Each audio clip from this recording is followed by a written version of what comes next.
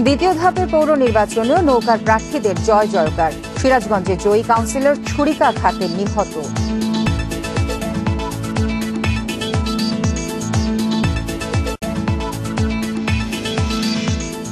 কাঠের ট্রাকে মোবিলের বোতলে করে ঢাকায় আসছে ইয়াবা।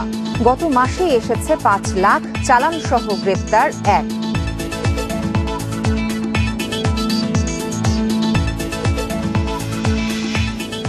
করোনা টিকা নিয়ে দুর্নীতি রোধে নজরদারি বাড়ানোর আহ্বান। এবছরই প্রায় 5 কোটি মানুষ পাবে ভ্যাকসিন।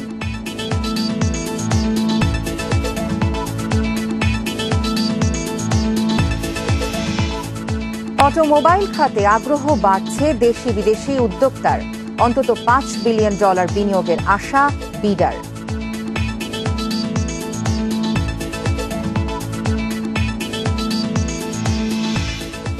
তিন বছরে রাজধানীর গড় তাপমাত্রা বেড়েছে 4.5 ডিগ্রি। অস্বাভাবিক জনঘনত্ব, কংক্রিটের ভবনই কারণ।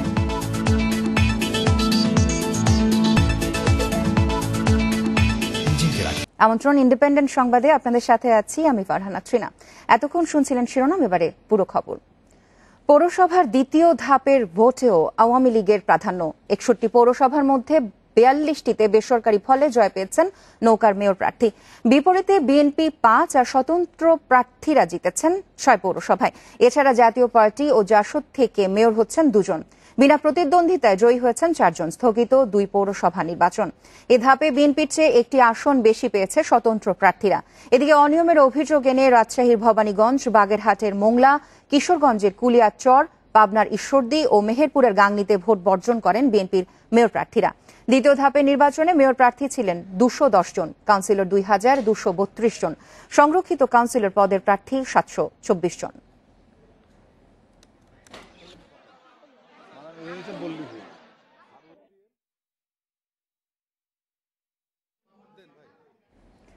প্রতিপক্ষের ছুরিকাঘাতে নিহত হয়েছেন সিরাজগঞ্জ পৌরসভার 6 নম্বর ওয়ার্ডের বিজয়ী কাউন্সিলর তরিকুল ইসলাম খান। এই ঘটনার পর বিক্ষুব্ধ এলাকাবাসী 2টি ট্রাক, একটি মাইক্রোবাস এবং 5টি মোটরসাইকেল জ্বালিয়ে দিয়েছে।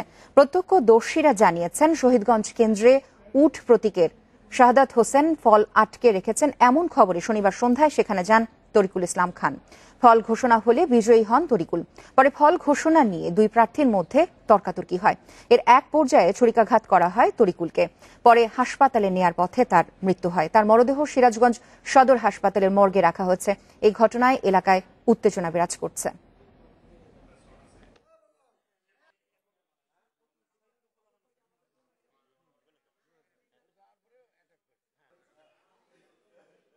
যে রেজাল্ট ঘোষণা করলো, ঘোষণা করার পরে নামতেছে পড়ে গেল।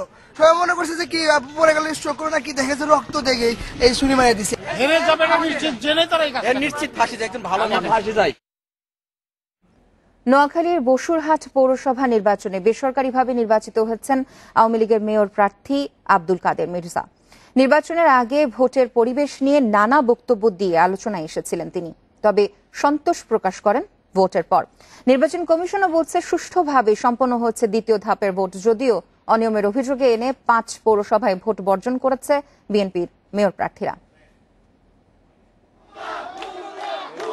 নানা বক্তব্য দিয়ে ভোটের আগে দেশ জুড়ে আলোচনায় আসেন নোয়াখালীর বসুরহাট পৌরসভায় আওয়ামী লীগের মেয়র প্রার্থী আব্দুল কাদের মির্জা।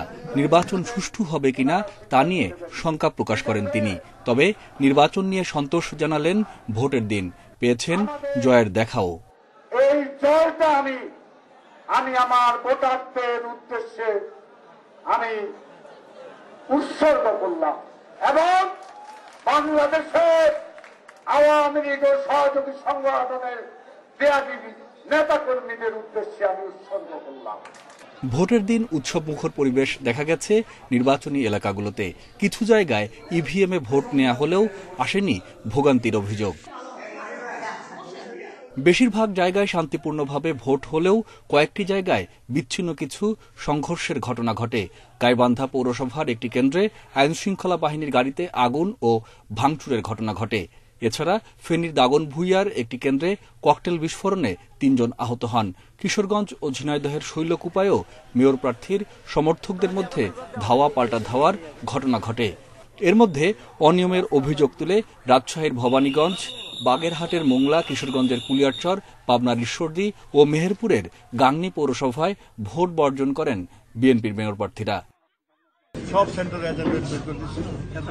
হ্যাঁ, নেতা কর্মী যে মাইন্ড করছে, ভয় ভীতি দেখানো হয়েছে।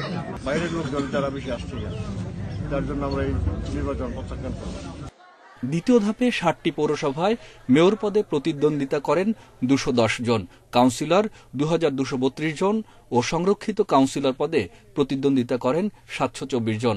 60 পৌরসভার মধ্যে 29টিতে ভোট নেওয়া হয় ইভিএমে। Mamunur Rashid, independent news desk.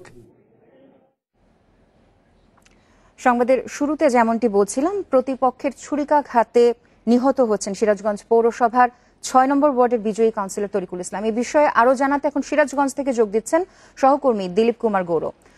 Dilip, গতরাতে যে কাউন্সিলর হত্যার যে ঘটনাটি শোনা যাচ্ছে, তো এখন সেখানকার পরিস্থিতি কি, এবং আরো যেটি জানতে চাচ্ছি যে এই ঘটনার পরপর কোনো মামলা হয়েছে কিনা এবং যারা জড়িত ছিলেন তাদের কাউকে কি গ্রেপ্তার করা হয়েছে কিনা?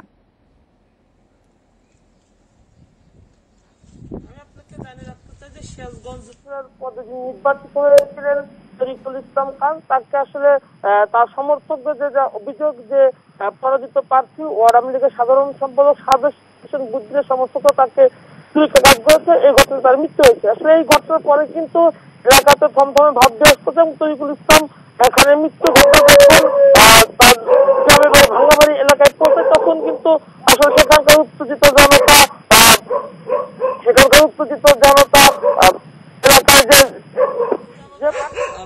এলাকায় যে প্রার্থীটি পরাজিত হয়েছে তার সাধারণ বুদ্ধির এলাকা শহীদগঞ্জ এলাকায় তারা হামলা চালায়। সময় ভাঙ্গাবাড়ি বাহিরগুলা বাজারে তারা একটি মাইক্রোবাস, 2টি ট্রাক এবং 5টি মোটরসাইকেলে অগ্নিসংযোগ করে এবং পরে কিন্তু উত্তেজিত জনতাকে শান্ত করতে পুলিশ টিয়ার সেল এবং রাবার বুলেট নিক্ষেপ করে। এই ঘটনার পরে কিন্তু এলাকায় থমথমে ভাব বিরাজ করছে এবং সেখানে কিন্তু আসলে পরিস্থিতি নিয়ন্ত্রণের জন্য অতিরিক্ত পুলিশ মোতায়েন করেছে। তবে এই ঘটনায় এখন পর্যন্ত কোনো মামলা দায়ের করা হয়নি এবং কাউকে গ্রেপ্তার করা হয়নি। আমরা কথা বলেছিলাম নিহত পরিবারের স্বজনদের সাথে, তারা যে কথাটি বলেছে যে আসলে মৃতদেহটি এখন পর্যন্ত সিরাজগঞ্জ জেনারেল হাসপাতালে রয়েছে, সেখানে তারা আসলে ময়নাতদন্ত হবে, পোস্টমর্টমের পরে লাশ তারা দাফন করবে। এর মধ্যে আসলে তার যে মামলার যে প্রস্তুতি, সেই প্রস্তুতি গ্রহণ করছে। তবে এখন পর্যন্ত এই ঘটনায় কোনো মামলা হয়নি এবং কোনো গ্রেপ্তার হয়নি।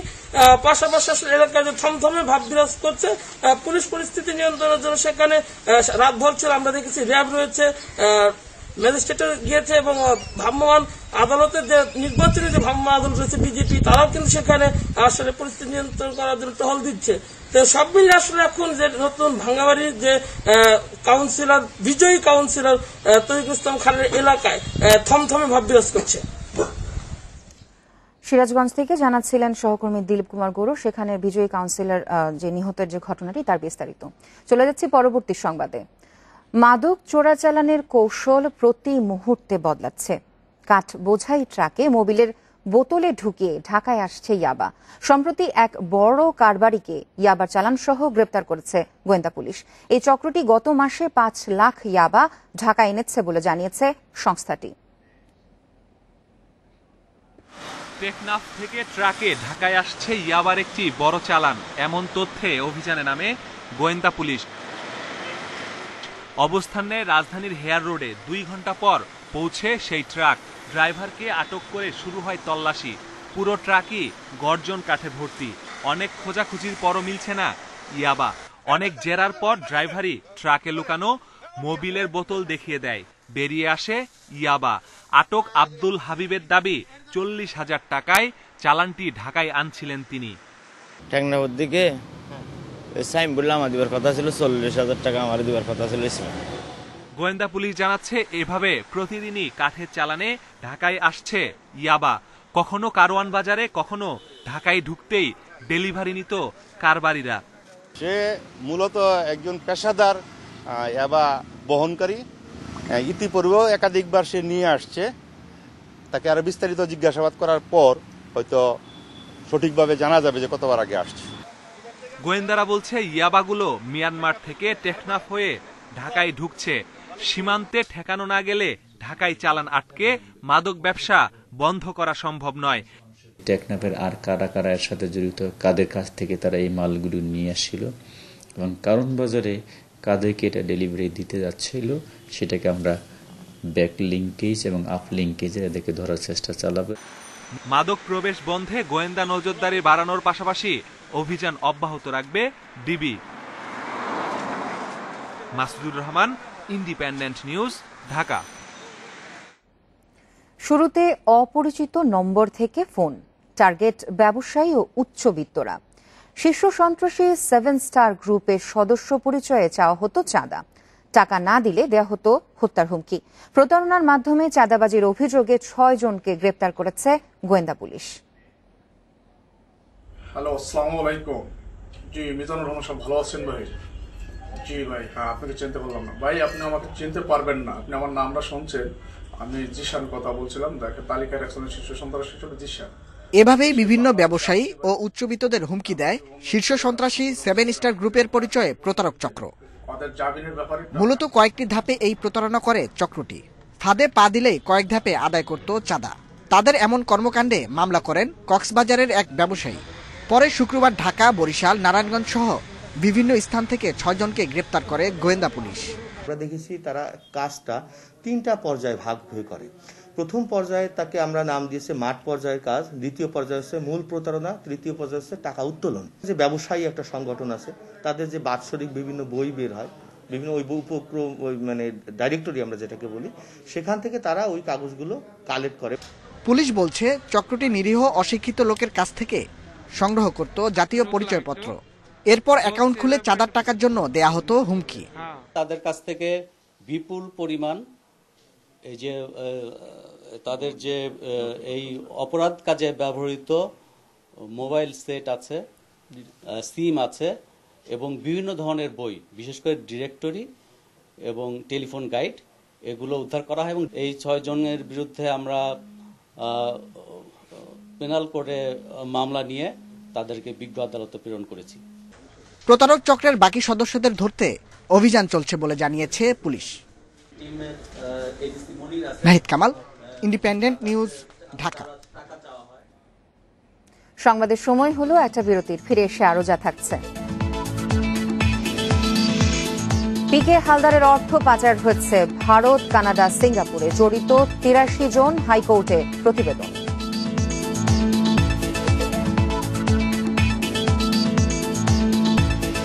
করোনার ভ্যাকসিন নিয়ে কেউ যেন দুর্নীতি করতে না পারে সে বিষয়ে নজরদারি বাড়ানোর আহ্বান জানিয়েছেন জনস্বাস্থ্য বিশেষজ্ঞরা। চলতি বছরে 4,90,00,000 মানুষ করোনা ভ্যাকসিনের আওতায় আসবে বলে জানিয়েছে স্বাস্থ্য বিভাগ। 25 জানুয়ারির মধ্যে ভারতের সেরাম থেকে আসবে অক্সফোর্ডের 50 লাখ টিকা। ফেব্রুয়ারির প্রথম সপ্তাহে শুরু হবে টিকাদান কার্যক্রম। ফেব্রুয়ারির শুরুতে করোনার টিকাদান কার্যক্রম বাস্তবায়নে প্রস্তুতি চলছে পুরোদমে। দেশের 547টি ইপিআই কোল্ড স্টোরেজে রাখা হবে ভ্যাকসিন। 42,000 কর্মীকে ইতিমধ্যেই দেয়া হয়েছে প্রশিক্ষণ। দেশজুড়ে প্রস্তুত রাখা হয়েছে 7,344টি টিম। প্রতিটি টিমে কাজ করবেন 6 জন স্বাস্থ্যকর্মী। প্রথম ধাপে টিকা পাবেন 50 লাখ মানুষ, সরকারি ও বেসরকারি স্বাস্থ্যকর্মী, মুক্তিযোদ্ধা, আইনশৃঙ্খলা রক্ষাকারী বাহিনী, সামরিক ও বেসামরিক প্রতিরক্ষা বাহিনী, রাষ্ট্রের অপরিহার্য সংস্থার আমলা ও কর্মচারী, গণমাধ্যম কর্মী, নির্বাচিত জনপ্রতিনিধি, সিটি কর্পোরেশন ও পৌরসভার কর্মচারী, জরুরি সেবা সংস্থার কর্মী, স্থল, নৌ ও বিমানবন্দর কর্মী, প্রবাসী অদক্ষ শ্রমিক, বয়স্ক জনগোষ্ঠী এবং জাতীয় দলের খেলোয়াড়রা টিকা পাবেন অগ্রাধিকার ভিত্তিতে। 18 বছরের কম বয়স ও অন্তঃসত্ত্বা নারীরা আপাতত ভ্যাকসিন পাবেন না। SMS এর মাধ্যমে কোথায় ভ্যাকসিন দিতে যাবেন এবং কখন যাবেন সেটা নির্দিষ্ট করে বলে দেওয়া হবে এবং দ্বিতীয় ডোজের ক্ষেত্রেও আমরা আগেই জানিয়ে দিব ভ্যাকসিনেশনের ডেট এবং টাইম এবং প্লেস। এবং এভাবে আমরা আশা করছি যে প্রথম বছর অন্তত আমরা 20 থেকে 29% পপুলেশনকে ভ্যাকসিনেশনের আওতায় নিয়ে আসতে পারবো। 2 থেকে 8 ডিগ্রি তাপমাত্রা নিশ্চিত করে ভ্যাকসিন পাঠানো হবে কেন্দ্রগুলোতে। বিশেষায়িত হাসপাতাল, সরকারি বেসরকারি মেডিকেল কলেজ হাসপাতাল, পুলিশ হাসপাতাল, সম্মিলিত সামরিক হাসপাতাল, বক্ষব্যাধি হাসপাতাল, জেলা উপজেলা সদর হাসপাতাল ও ইউনিয়ন পরিষদে দেয়া হবে ভ্যাকসিন। 50 লক্ষ ভ্যাকসিন যদি আসে, সেটি বিতরণ করার সক্ষমতা অনুযায়ী আমরা পরিকল্পনা করেছি, সেই প্রস্তুতি আমাদের আছে। একসঙ্গে যদি এর চাইতে বেশি আসে তাহলে আমাদের সক্ষমতা আরো বাড়াতে হবে, আর সেটি হয়তো আমরা প্রতিশ্রুতি পাইনি এখন। অক্সফোর্ডের পাশাপাশি অন্য দেশ থেকে ভ্যাকসিন আনতে কূটনৈতিক তৎপরতা বাড়ানোর উপর জোর দিয়েছেন জনস্বাস্থ্য বিশেষজ্ঞরা। এটা নিয়ে যাতে কেউ দুর্নীতি না করতে পারে, কালোবাজারি না করতে পারে, নকল ভ্যাকসিন কিংবা এই নিয়ে যাতে কেউ প্রফিট অনৈতিকভাবে প্রফিটের চিন্তা না করতে পারে, সেই জায়গাগুলো খেয়াল রাখতে হবে। ভ্যাকসিন নিতে অনলাইন অ্যাপের মাধ্যমে নিবন্ধনের কাজ শুরু হবে 26 জানুয়ারি। অ্যাপস তৈরির কাজ চূড়ান্ত পর্যায়ে রয়েছে বলে জানিয়েছে স্বাস্থ্য বিভাগ। Biprajit Chanda, independent news, Dhaka. Bharat, Russia ও চীনের 3টি প্রতিষ্ঠান দেশে করোনার ভ্যাকসিনের ট্রায়াল ও উৎপাদনে আগ্রহী। এর সম্ভাব্যতা নিয়েও চলছে পরীক্ষা নিরীক্ষা। বিষয়টিকে ইতিবাচকভাবেই দেখছেন টিকা বিশেষজ্ঞরা। এতে দেশের উৎপাদন সক্ষমতা বৃদ্ধি ও কম মূল্যে ভ্যাকসিন পাওয়ার সুযোগ দেখছেন তারা। করোনা মোকাবিলায় দেশের মোট জনসংখ্যার 80% টিকার আওতায় আনতে চায় সরকার। তবে এখনই টিকা দেয়া হচ্ছে না 18 বছরের কম বয়সী, অন্তঃসত্ত্বা ও গুরুতর অসুস্থদের। সে হিসেবে 12 থেকে 13 কোটি মানুষকে টিকা দিতে হবে, যার জন্য প্রয়োজন পড়বে প্রায় 25 কোটি ডোজ। অক্সফোর্ড ও কোভ্যাক্সের টিকায় সে চাহিদা মিটবে না। চাহিদা মেটাতে দেশে উৎপাদনের পরামর্শ আসছে বিশেষজ্ঞদের কাছ থেকে। শনিবার গাজীপুরে এক অনুষ্ঠানে স্বাস্থ্য সচিব জানালেন, ভারত, রাশিয়া ও চীনের 3টি প্রতিষ্ঠান দেশে করোনা ভ্যাকসিনের ট্রায়াল ও উৎপাদনের প্রস্তাব দিয়েছে। এর সম্ভাব্যতা যাচাই করছে সরকার। তাদের দেশে যে ট্রায়াল করে তারা যে রেজাল্ট নিয়ে এসছে এগুলো বিশ্বাসযোগ্য এবং সত্য, তখন আমরা সামনের দিকে এগোবো। কারণ এটা কতগুলো পর্যায়ে আছে, এটা একদিনে হঠাৎ করে আসবো আর অনুমোদন দিব এরকম না। বিশেষজ্ঞরা বলছেন, বিপুল পরিমাণে ও দীর্ঘ সময় ধরে টিকা আমদানি ব্যয় সাপেক্ষ। তাই দেশে ট্রায়াল ও উৎপাদনের সুযোগ এলে তা হাতছাড়া করা যাবে না। এতে কম মূল্যে ভ্যাকসিন পাওয়ার অগ্রাধিকার, গবেষণা সক্ষমতা এবং আগামীতে ভ্যাকসিনের বড় প্ল্যান তৈরি হবে দেশে। 4টা সুবিধা: অগ্রাধিকার ভিত্তিতে ভ্যাকসিন পাওয়া, তুলনামূলক কম মূল্যে ভ্যাকসিন পাওয়া, গবেষণার সামর্থ্য গড়ে ওঠা, উৎপাদনের সামর্থ্য গড়ে ওঠা। অতএব আমি অবশ্যই মনে করি যে এই যেটা 3-4টি প্রতিষ্ঠানের সঙ্গে অতি দ্রুত আসলে বাংলাদেশ ফেজ 2 এবং ফেজ 3 গবেষণাগুলোতে অংশগ্রহণ করা শুরু করবে। দেশের প্রতিষ্ঠান যেগুলো সামর্থ্য আছে তাদেরকে এবং রাষ্ট্রীয় উদ্যোগ এবং সহায়তা থাকলে আমার দৃঢ় বিশ্বাস যে বাংলাদেশ এই অর্জনগুলো করে উঠতে পারবে। বিশেষজ্ঞরা বলছেন, উৎপাদনে যুক্ত হতে পারলে ভবিষ্যতে অন্যান্য টিকাও তৈরি করা যাবে দেশেই। সামগ্রিকভাবে এর ইতিবাচক ফল পাওয়া যাবে স্বাস্থ্য খাতে। Hasan Misbah, independent news, Dhaka. দেশে করোনায় আরো 21 জনের মৃত্যু হচ্ছে। এর মধ্যে পুরুষ 13 এবং নারী 8 জন। এ নিয়ে মোট প্রাণহানি হল 7,883 জনের। 199টি ল্যাবে 24 ঘন্টায় 12,215টি নমুনা পরীক্ষায় করোনা শনাক্ত হয়েছে 578 জনের। পরীক্ষা বিবেচনায় শনাক্তের হার 4.73%।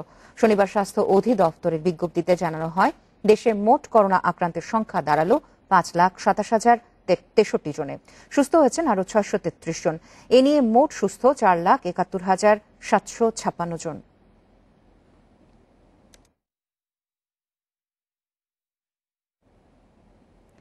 আগামী 7 দিনের মধ্যে করোনা টিকার অ্যাপ সুরক্ষা ব্যবহার উপযোগী হবে বলে জানিয়েছে তথ্য ও যোগাযোগ প্রযুক্তি অধিদপ্তর। টিকা দেওয়ার কার্যক্রম সঠিকভাবে পরিচালনার জন্য নিজস্ব জনবলের মাধ্যমে অ্যাপ্লিকেশনটি তৈরি করেছে মন্ত্রণালয়। তথ্য ও প্রযুক্তি প্রতিমন্ত্রী জুনায়েদ আহমেদ পলক জানান, এ বছরই দেশে সবার জন্য ইন্টারনেট সুবিধা নিশ্চিত করা হবে। আর এ সময় আইসিটি খাতে কর্মসংস্থান হবে 20 লাখ তরুণ তরুণীর।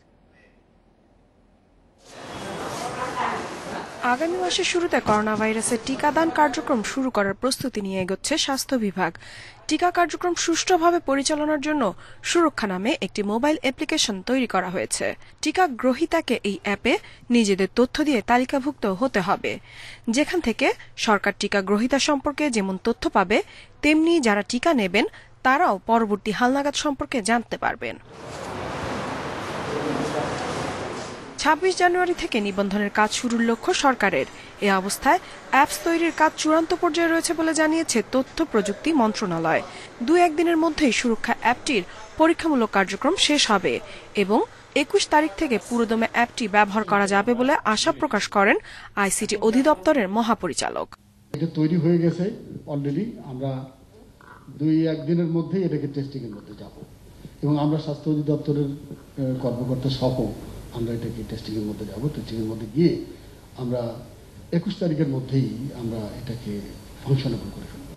তথ্য ও যোগাযোগ প্রযুক্তি প্রতিমন্ত্রী জানান, করোনা টিকার অ্যাপ তৈরিতে কোনো অর্থ খরচ হচ্ছে না। তবে অ্যাপ তৈরির পর করোনা টিকা গ্রহণকারী কোটি কোটি মানুষের তথ্য সার্ভারে সংরক্ষণ করা, এনআইডি ও মোবাইল নাম্বার যাচাই এবং SMS দেয়া সহ বিভিন্ন কাজে অর্থ ব্যয় হবে। সব দায়িত্ব আমাদের একার না। আমরা সফটওয়্যার ডেভেলপ করছি, অ্যাপ্লিকেশন ডেভেলপ করছি, যেটা তৈরি করতে 1 টাকাও খরচ আমরা দাবিও করি নাই, আমাদের লাগবেও না। আমরা নিজেরাই তৈরি করতেছি আমাদের পক্ষ থেকে। সংবাদ সম্মেলনে প্রতিমন্ত্রী আরও জানান, মাত্র 12 বছরে দেশ হয়ে উঠেছে ডিজিটাল বাংলাদেশ। 8ম পঞ্চবার্ষিক পরিকল্পনার আলোকে তথ্য প্রযুক্তি খাতে মানসম্মত শিক্ষা, কর্মসংস্থান ও অবকাঠামো তৈরি সহ 12টি উদ্যোগের কথাও জানান তিনি। ইন্ডিপেন্ডেন্ট টিভি যে কোনো অপরাধের খবর বিনাদ্বিধায় সকলের কাছে পৌঁছে দিতে দ্বিধাবোধ করে না। ইফাতারা, ইন্ডিপেন্ডেন্ট নিউজ। অটোমোবাইল খাতে আগ্রহ বাড়ছে দেশ বিদেশের উদ্যোক্তার। অনেক কোম্পানি ব্যক্তিগত গাড়ি সংযোজন কারখানা করছে, আবার মিত্সুবিশি সহ অনেক প্রতিষ্ঠান নির্মাণ কারখানা করতে চায়। এ খাতে অন্তত $5 বিলিয়ন বিনিয়োগের আশা করছে বিনিয়োগ উন্নয়ন কর্তৃপক্ষ বিডা। সংস্থাটি বলছে, অটোমোবাইল খাত বিকশিত হলে কমবে পুরনো গাড়ি আমদানি, তৈরি হবে বিপুল কর্মসংস্থানের সুযোগ। দক্ষিণ কোরিয়ার বিশ্বখ্যাত গাড়ির ব্র্যান্ড হুন্দাই এর সেডান, এসইউভি ও এমভিপি এই 3 ধরনের গাড়ি সংযোজন হবে দেশেই। এজন্য গাজীপুরের কালিয়াকৈরে বঙ্গবন্ধু হাইটেক সিটিতে 6 একর জমিতে 100 কোটি টাকায় কারখানা করতে যাচ্ছে ফেয়ার টেকনোলজি। আগামী বছরে এই কারখানায় সংযোজিত গাড়ি বাজারে আনার লক্ষ্য উদ্যোক্তাদের। তারা জানান, এর ফলে হুন্দাই গাড়ির দাম কমবে অন্তত 30 ভাগ। সরাসরি কর্মসংস্থান হবে 500 দক্ষ প্রকৌশলীর। সংযোজন বাড়লে সহযোগী শিল্পও প্রসারিত হবে। ধীরে ধীরে মূল্য সংযোজন বাড়ানো ও গাড়ি রপ্তানি করাই উদ্যোক্তাদের লক্ষ্য। চেষ্টা করব 2022 সালের মাঝামাঝি দ্বিতীয় কোয়ার্টারে আমরা পুরোপুরি আমাদের কারখানাটায় অ্যাসেম্বলি শুরু হয়ে যাবে আর আমরা মার্কেটটায় ঢুকতে পারবো। আমরা যখন অ্যাসেম্বলি শুরু করব, আমাদের আশা করছি আমরা 30% মতো আমরা আমাদের গাড়ির দামটা গ্রাহকদের জন্য কমাতে পারবো। মালয়েশিয়ার প্রোটন ব্র্যান্ডের গাড়িও সংযোজন হচ্ছে দেশেই। জাপানি মিৎসুবিশি সংযোজন হচ্ছে দীর্ঘদিন ধরেই। অবশ্য মিৎসুবিশির হাত ধরেই প্রথম নিজস্ব ব্র্যান্ডের গাড়ি পেতে যাচ্ছে বাংলাদেশ। আর এই কারখানা হতে পারে নারায়ণগঞ্জের 2500-এ জাপানি অর্থনৈতিক অঞ্চলে। মিরসরাই অর্থনৈতিক অঞ্চলে সুজুকির কারখানা করতে জমি চেয়েছে ম্যাঙ্গো টেলি সার্ভিস। এখানেই বৈদ্যুতিক গাড়ি তৈরিতে বিনিয়োগ করছে বাংলাদেশ অটো ইন্ডাস্ট্রিজ লিমিটেড। এছাড়া মার্সিডিজ, বিএমডব্লিউ গাড়ির কারখানা করারও প্রস্তাব পেয়েছে সরকার। যদি এখানে আমরা নতুন গাড়ি তৈরি করতে পারি, তখন এখানে ইনভেস্টমেন্ট হবে, ফরেন ডিরেক্ট ইনভেস্টমেন্ট হতে পারে, লোকাল ইনভেস্টমেন্ট হতে পারে, এবং ইনভেস্টমেন্ট হওয়ার সাথে সবচেয়ে বড় যে সম্পর্ক সেটি হলো এখানে কর্মসংস্থানের সৃষ্টি হবে। বিভিন্ন সংস্থার হিসেবে 2018-19 অর্থ বছরে দেশে বিক্রি হয় 41,000 গাড়ি, যার 25 ভাগই নতুন। তবে এই চাহিদা কারখানা নির্মাণের জন্য যথেষ্ট নয় বলে মনে করেন বিশ্লেষকেরা। একটা ভালো কারখানা, গাড়ি কারখানা করতে গেলে যে কোনো একটা ব্র্যান্ড যদি করতে চায়, তাহলেও তাদের 1 লক্ষ ইউনিটের নিচে কিন্তু প্রডিউস করে তাদের বেশি পোষায় না। তো এই ছোট্ট বাজারে, ক্ষুদ্র পরিসর একটা বাজারে এটা কি করে করা সম্ভব আমি জানি না। দেশীয় জায়ান্ট রানা, রিফাত, নিটল নিলয় গাড়ি তৈরি ও সংযোজন কারখানা নির্মাণের উদ্যোগ নিয়েছে। ব্যক্তিগত গাড়ির পাশাপাশি বাণিজ্যিক গাড়ি উৎপাদন করতে চায় তারা। Ruhul Amin, independent news, Dhaka. সংবাদে একটা বিরতি নিচ্ছি, ফিরে এসে আরো যা থাকছে। বাইডেনের শপথ ঘিরে সতর্ক গোটা যুক্তরাষ্ট্র। 3 রাজ্যে জরুরি অবস্থা জারি, 50 রাজ্যে বাড়তি সেনা।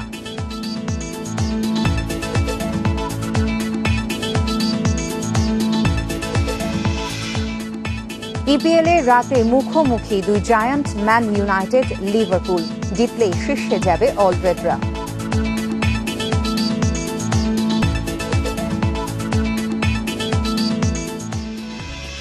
পিকে হালদারের টাকা পাচার হচ্ছে ভারত, কানাডা ও সিঙ্গাপুরে। তাকে সহযোগিতা করেছে ৮৩ জন। বাংলাদেশ ফিনান্সিয়াল ইন্টেলিজেন্স ইউনিট শনিবার এই সংক্রান্ত প্রতিবেদন জমা দিয়েছে হাইকোর্টে। তাদের সবার ব্যাংক অ্যাকাউন্ট এরই মধ্যে জব্দ করা হয়েছে বলে জানানো হচ্ছে। অর্থ আত্মসাৎ ও পাচারের মামলায় এনআরবি গ্লোবাল ব্যাংক ও রিলায়েন্স ফাইন্যান্স লিমিটেডের সাবেক ব্যবস্থাপনা পরিচালক পিকে হালদারের সঙ্গে ৮৩ জনের সংশ্লিষ্টতা মিলেছে। এর পূর্ণাঙ্গ প্রতিবেদন হাইকোর্টে দাখিল করেছে Bangladesh financial intelligence unit. BFIU এর তথ্য অনুযায়ী international leasing and financial services লিমিটেডের পরিচালনা পর্ষদ, অভ্যন্তরীণ নিরীক্ষা বিভাগ, চিফ ফাইন্যান্সিয়াল অফিসার ও ক্রেডিট ডিভিশনের কর্মকর্তাদের সহযোগিতায় ২,৪৭৬ কোটি টাকা আত্মসাৎ করা হয়েছে। এই টাকা নামে বেনামে পাচার হয়েছে ভারত, কানাডা ও সিঙ্গাপুরে। কে হালদারের যে অর্থ আত্মসাৎ এবং বিদেশে টাকা পাচার করেছেন সেই মর্মে ৮৩ জনের নামের একটা তালিকা দিয়েছেন।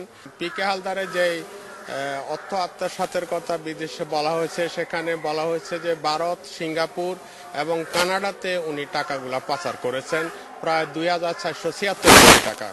এ প্রতিবেদন ২০ জানুয়ারি আদালতে উপস্থাপন করা হবে বলে জানান ডেপুটি অ্যাটর্নি জেনারেল।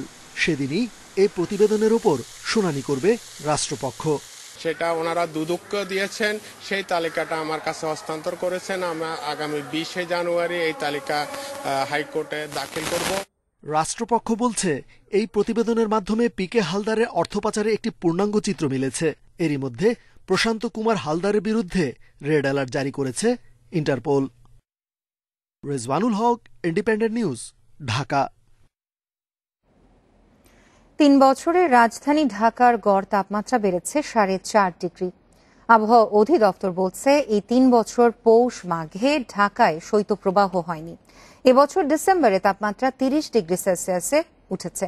বিশ্বব্যাংকের গবেষণা বলছে, অস্বাভাবিক জনঘনত্ব, কংক্রিট ও কাচের তৈরি ভবনের কারণে রাজধানীতে বাড়ছে তাপমাত্রা। ফলে ভূপৃষ্ঠের উষ্ণতা বেড়ে স্বাভাবিক বাসের অযোগ্য হয়ে উঠেছে ৫০০ বছরের পুরাতন নগরী ঢাকা। মাঘ মাসের শুরু, বাংলা পঞ্জিকায় এ সময় হাড় কাঁপানো ঠান্ডা পড়ে, অথচ পৌষে মৃদু ও মাঝারি শৈত্যপ্রবাহ হলেও রাজধানীতে তার প্রভাব নেই। মাঘের শুরুতে শীতের আমেজ নেই বললেই চলে। পৌষ মাঘে ঋতুবৈচিত্র্য এবার দেখেনি রাজধানীবাসী। আবহাওয়া অফিস বলছে, নগরের বাইরে ঘন কুয়াশা হলেও রাজধানীতে থাকছে চকচকে রোদ। ৩ বছর ধরে শৈত্যপ্রবাহ হয় না। ডিসেম্বরে ৩০ ডিগ্রি সেলসিয়াসও উঠেছে পারদ। জানুয়ারির শুরুতে তাপমাত্রা থাকছে ২৪ ডিগ্রি সেলসিয়াস। অস্বাভাবিক উষ্ণ হয়ে উঠেছে তিলোত্তমা ঢাকা। লোয়ার বায়ুমণ্ডলের যেই কি বলে আবহাওয়াগত পরিস্থিতি, সেটি কিন্তু আগে কিন্তু এরকম ছিল না।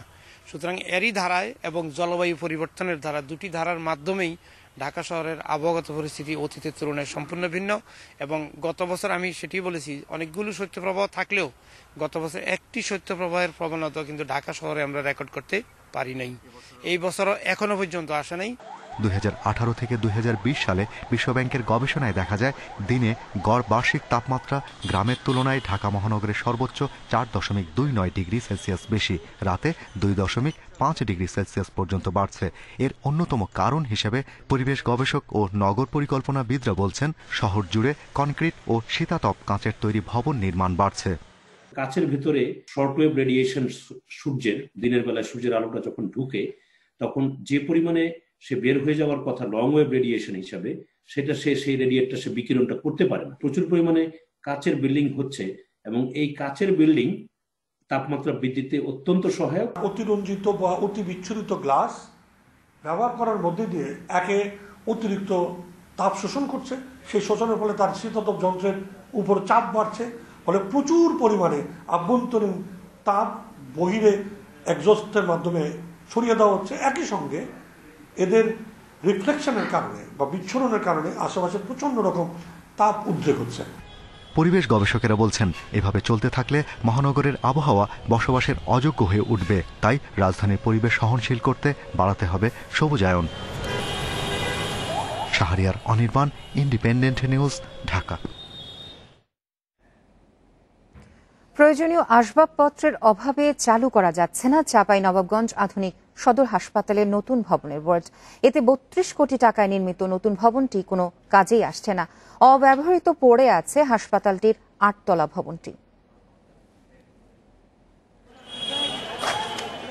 2018 সালের 29 সেপ্টেম্বর উদ্বোধন করা হয় চাঁপাইনবাবগঞ্জ আধুনিক সদর হাসপাতালের 8তলা বিশিষ্ট ভবনটি।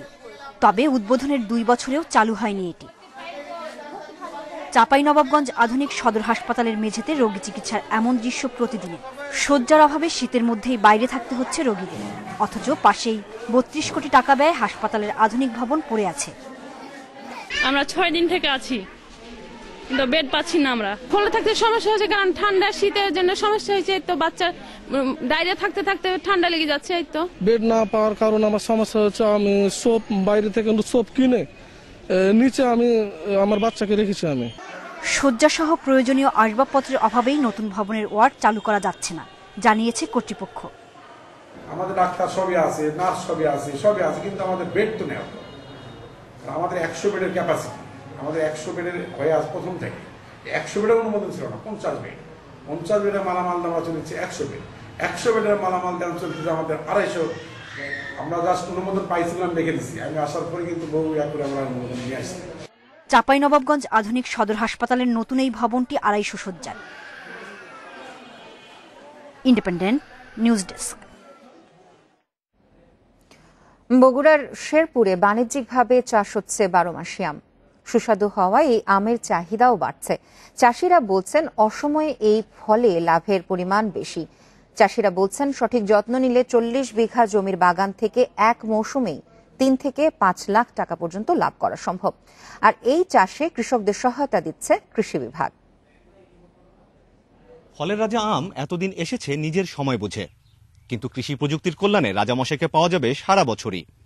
হয়তো শিগগিরই হাতের নাগালে সবসময় মিলবে বাংলাদেশের সবথেকে জনপ্রিয় এই ফল। বগুড়ার আজিজুল হক কলেজ থেকে মাস্টার্স শেষ করে 3 বছরের চাকরির চেষ্টা করেন মামুনুর রশিদ। ব্যর্থ হয়ে কৃষি অধিদপ্তরের সহায়তায় প্রশিক্ষণ নিতে যান থাইল্যান্ডে। এক বাগানে একাধিক জাতের ফল চাষের উপর 7 দিনের সেই প্রশিক্ষণ পাল্টে দেয় মামুনের দৃষ্টিভঙ্গি। এরপর আর চাকরির জন্য ঘুরতে হয়নি তাকে। এখন মামুনের বাগানেই কাজ করছেন 26 জন কর্মী। শুরুতে 12 মাসি পেয়ারা, বরই ও মাল্টা চাষ করলেও 2018 সালে খোঁজ পেয়ে চুয়াডাঙ্গা থেকে তার বাগানে নিয়ে আসেন কয়েকটি আমের চারা। সেই আমের স্বাদ তাকে উদ্বুদ্ধ করে বাগান বড় করতে। আম যে পরিমাণ আছে তাতে আমরা আশা করতেছি যে প্রায় 1 টনের মতো আম আমরা 2 মাসের মধ্যে হারভেস্ট করতে পারবো। কাটিমন বা থাই 12 মাসি, বাড়ি 11, বাড়ি 12 বা গরুমতি ও ব্যানানা ম্যাঙ্গো, এই 4 জাতের আম গাছ লাগিয়েছেন 40 বিঘা জমিতে। ইন্টারক্রপিং পদ্ধতিতে আমের সঙ্গে পেয়ারা ও বরই গাছ লাগিয়ে একই জমি থেকে 3 গুণ ফলন পাচ্ছেন মামুন এবং তার 2 অংশীদার সোহেল রেজা ও শহীদুল ইসলাম।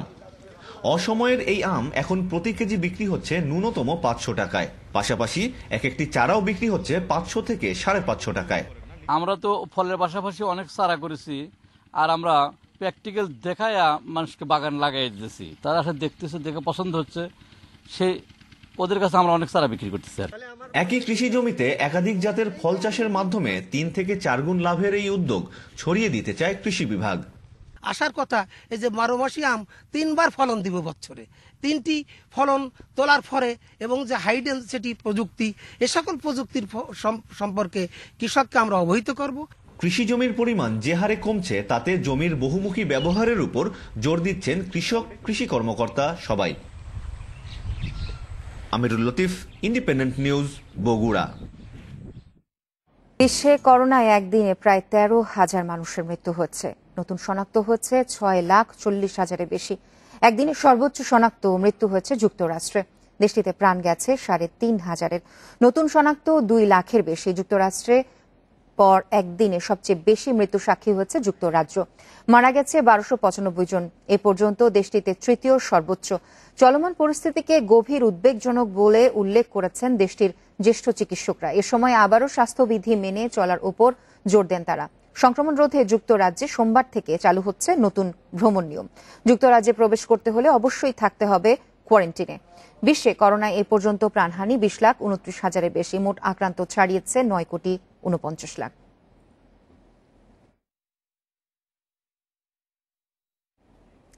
জো বাইডেনের শপথ অনুষ্ঠানকে ঘিরে সহিংসতার আশঙ্কায় সতর্ক অবস্থানে রয়েছে গোটা যুক্তরাষ্ট্র। 20 জানুয়ারি সশস্ত্র বিক্ষোভের শঙ্কায় 50 রাজ্য এবং ওয়াশিংটন ডিসিতে নেওয়া হয়েছে বাড়তি সেনা। মেরিল্যান্ড, নিউ মেক্সিকো এবং উতাহতে জারি করা হয়েছে জরুরি অবস্থা।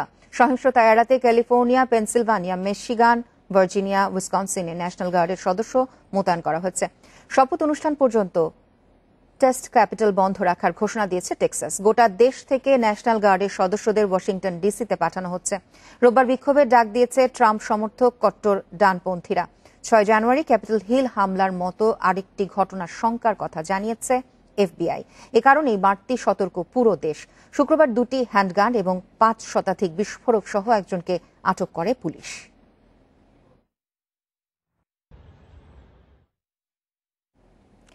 ইংলিশ প্রিমিয়ার লিগ মৌসুমের সবচেয়ে গুরুত্বপূর্ণ ম্যাচে মুখোমুখি ম্যানচেস্টার ইউনাইটেড ও লিভারপুল। অ্যাওয়ে ম্যাচ জিতে শীর্ষস্থান পাকা করতে চায় রেড ডেভিলস, আর অল রেডদের লড়াইটা মান বাঁচানোর। টেবিল টপারদের জায়গা পুনরুদ্ধারে মুখিয়ে আছে ক্লপের দল। অ্যানফিল্ডে 2 ইংলিশ জায়ান্টের দ্বৈরথ আজ রাত 10:30টায়। এল ক্লাসিকো কিংবা ক্লাসিকো নয়, তবুও রোমাঞ্চের কমতি নেই লাল দুর্গের দ্বৈরথে। ইতিহাস আর ঐতিহ্যে মিলেছে প্রমাণ। গেল কয়েক বছরে জৌলুস হারিয়েছিল লিভারপুল ম্যান ইউনাইটেড লড়াই, কিন্তু চলতি মৌসুমে ফিরেছে হারানো ঝাঁজ। কারণটাও পরিষ্কার, লড়াইটা টেবিল টপে।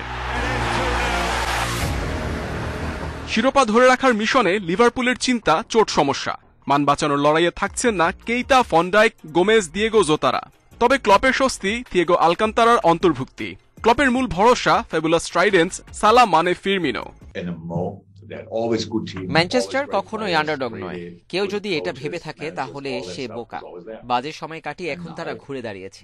এটা আমাদের সম্মানের লড়াই। পয়েন্ট টেবিলের চেয়েও এটা বেশি গুরুত্বপূর্ণ। গেল কয়েক মৌসুমে নরবরে ম্যান ইউনাইটেড বদলে গেছে সুলশিয়ারের কৌশলে। এই নরওয়েজিয়ান ম্যানেজার রাশফোর্ড পগবাদের শিখিয়েছেন হারার আগে হার না মানার মন্ত্র। লড়াকু মানসিকতাই রেড ডেভিলদের পৌঁছে দিয়েছে টেবিলের শীর্ষে। কাভানি ফেরায় চাঙা রেড ডেভিল স্কোয়াড। সঙ্গে পগবা, রাশফোর্ডদের ফর্ম লালদুর্গ জয়ের স্বপ্ন দেখাচ্ছে। প্রতিপক্ষ শক্তিশালী হলে ম্যাচ প্রতিদ্বন্দ্বিতাপূর্ণ হয়।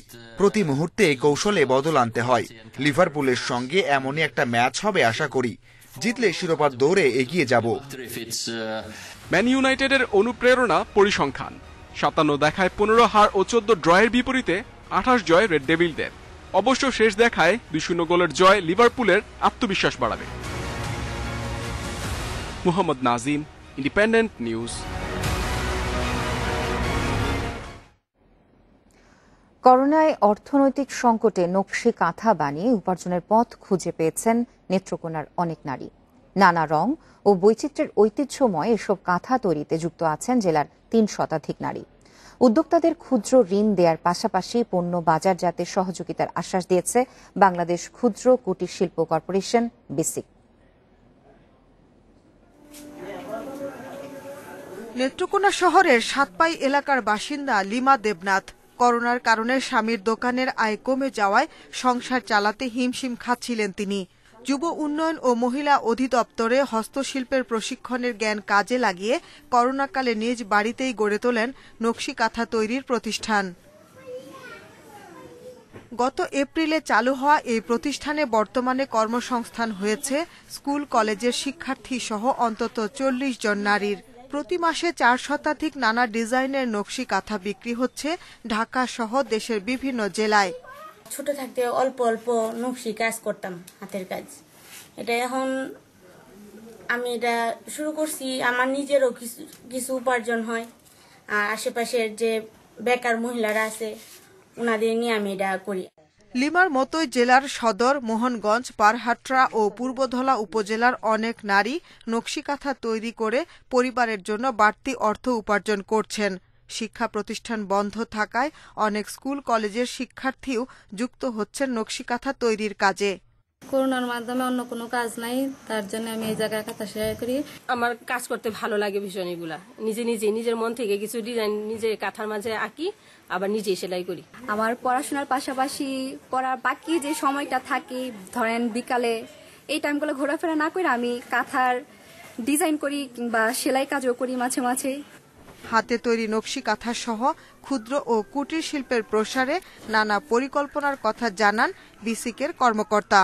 যদি তাদের আর্থিক সহযোগিতার প্রয়োজন হয় তবে বিসিক নেত্রকোনা বিনিয়োগ ঋণ কর্মসূচির মাধ্যমে তাদেরকে আর্থিক সহযোগিতা প্রদান করবে। নেত্রকোনায় নকশি কাঁথা তৈরির কাজে সম্পৃক্ত গ্রামীণ নারীদের আত্মনির্ভরশীল করতে উদ্যোক্তাদের সহযোগিতা করার কথাও জানান তিনি। Independent news desk. সংবাদ শেষ করব, তবে তার আগে শিরোনামগুলো জানিয়ে দিচ্ছি আরো একবার। দ্বিতীয় ধাপের পৌর নির্বাচনেও নৌকার প্রার্থীদের জয় জয়কার। সিরাজগঞ্জের জয়ী কাউন্সিলর ছুরিকাঘাতে নিহত।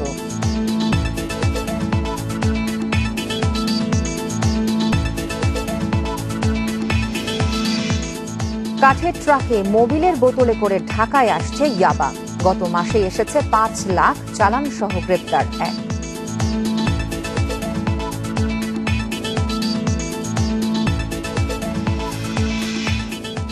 করোনা টিকা নিয়ে দুর্নীতি রোধে নজরদারি বাড়ানোর আহ্বান। এবছরই প্রায় 5 কোটি মানুষ পাবে ভ্যাকসিন।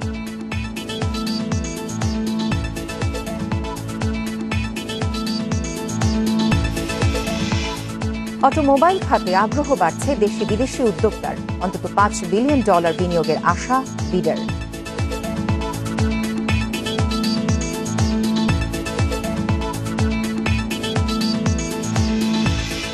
3 বছরে রাজধানীর গড় তাপমাত্রা বেড়েছে 4.5 ডিগ্রি।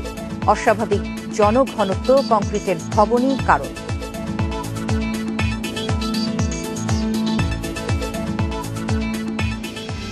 এ ছিল এখনকার ইন্ডিপেন্ডেন্ট সংবাদে। সংবাদের আরো বিস্তারিত জানতে চোখ রাখুন আমাদের ফেসবুক, ইউটিউব এবং টুইটারে। ধন্যবাদ সাথে থাকার জন্য।